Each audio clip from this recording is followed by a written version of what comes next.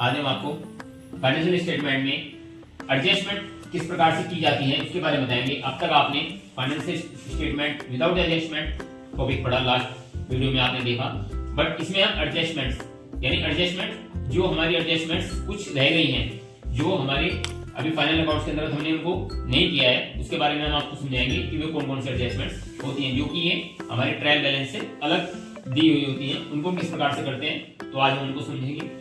तो सबसे पहले हमारी क्लोजिंग स्टॉक जो कि आप देखते हैं, आपने लास्ट चैप्टर में भी देखा विदाउट एडजस्टमेंट वाले में भी, क्लोजिंग स्टॉक आपको ट्रायल बैलेंस के बाद में नीचे एडजस्टमेंट में सबसे पहले दिया होता है। तो ये हमारा जो क्लोजिंग स्टॉक होता है ये दो जगह जाता है।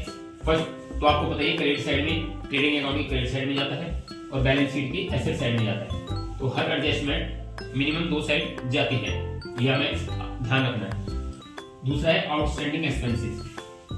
आउटस्टैंडिंग एक्सपेंसेस वो एक्सपेंसेस होते हैं जो एक्सपेंसेस हमने अभी पे नहीं किए, यानी एक्सपेंसेस जो हमारे हो गए हैं बट हमने अभी उनको विच हैव नॉट पे, जो हमने पे नहीं किए। तो जो हमने पे नहीं किए उनको हमें पे करने हैं, तो वो हमारे ट्रेडिंग एंड पीएनएल अकाउंट के डेबिट साइड में जाएंगे।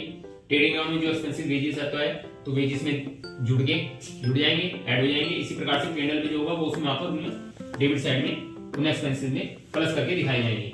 ये हमने ये प्लस करके दिखाए जाएंगे। फिर बाद में क्योंकि हमें पे करने हैं कि हमारी लायबिलिटी है, इसलिए ये बैलेंस शीट में लायबिलिटी साइड में जाएंगे।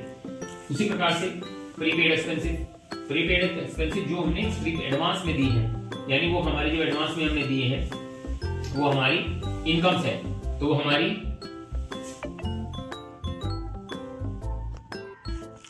तो ये हमारे प्रीपेड एक्सपेंसेस ये हमारे माइनस होंगे क्योंकि हमने एडवांस में दिए हैं। तो जो भी एक्सपेंसेस करते हैं उनमें से क्योंकि हमने जो एक्सपेंसेस एडवांस में दे रखे हैं तो उनको पहले उनमें से माइनस करेंगे। तो ये हमारे ट्रेडिंग एंड पीएनएल अकाउंट के डेबिट साइड में माइनस में जाएंगे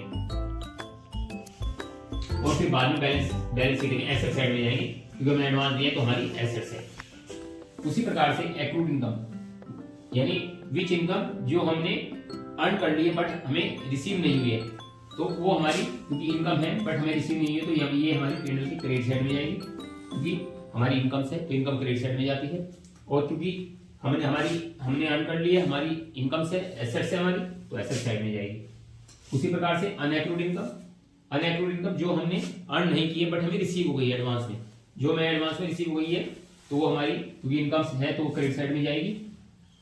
बट ये ध्यान रखना है कि ये हमारी प्लस हुई है, ये हमारी माइनस हुई क्योंकि हमारी इनकम हमने जो अर्न नहीं की है तो उसको हम माइनस करके दिखाएंगे क्रेडिट साइड में। और बैलेंस शीट में क्योंकि हमारी लायबिलिटी है हमने अर्न नहीं की है तो इसको ये हमारी लायबिलिटी साइड में जाएगी।